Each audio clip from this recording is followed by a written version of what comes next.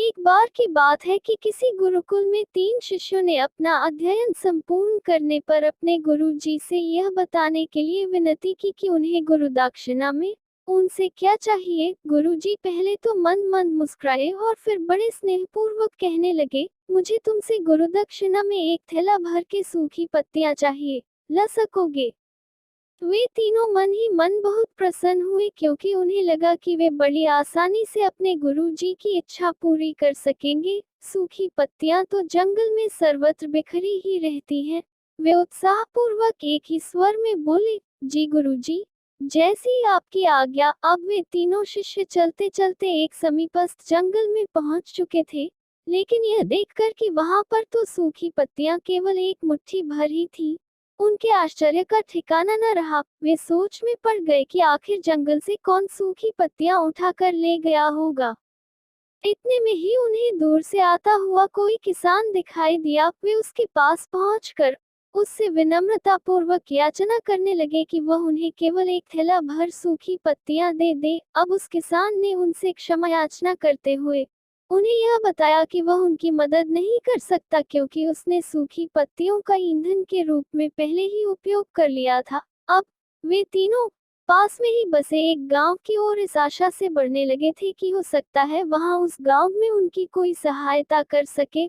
वहां पहुंचकर उन्होंने जब एक व्यापारी को देखा तो बड़ी उम्मीद से उससे एक थैला भर सूखी पत्तियां देने के लिए प्रार्थना करने लगे, लेकिन उन्हें फिर से एक बार निराशा ही हाथ आई क्योंकि उस व्यापारी ने तो पहले ही कुछ पैसे कमाने के लिए सूखी पत्तियों के दोने बनाकर बेच दिए थे। लेकिन उस व्यापारी ने उदारता दिखाते हुए उन्हें एक बुई माँ का पता बताया जो सूखी पत्तियां एकत्रित किया करती थी। पर भाग्य ने यहाँ पर भी उनका साथ नहीं दिया क्योंकि वह बुई माँ तो उन पत्तियों को अलग अलग करके कई प्रकार की औषधियां बनाया करती थी। अब निराश होकर वे तीनों खाली हाथ ही गुरुकुल लौट गए। गुरुजी ने उन्हें देखते ही स्नेहपूर्वक पूछा, पुत्रों, ले आए गुरु दक्षिणा?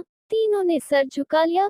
गुरुजी द्वारा दोबारा पूछे जाने पर उनमें से एक शिष्य कहने लगा, गुरुदेव, हम आपकी इच्छा पूरी नहीं कर पाए। हमने सोचा था कि सूखी पत्तियां तो जंगल में सर्वत्र बिखरी ही रहती होंगी, लेकिन बड़े ही आश्चर्य की बात है कि लोग उनका भी कितनी तरह से उपयोग करते हैं।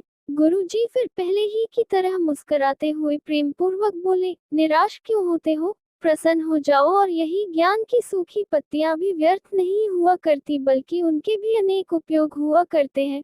मुझे गुरु दक्षिणा के रूप में दे दो। तीनों शिष्य गुरुजी को प्रणाम करके खुशी खुशी अपने अपने घर की ओर चले गए। वह शिष्य जो गुरुजी की कहानी एकाग्रचित होकर सुन रहा था, अचानक बड़े उत्साह से बोला, गुरुजी, अब मुझे अच्छी तरह से ज्ञात हो गया है कि आप क्या कहना चाहते हैं।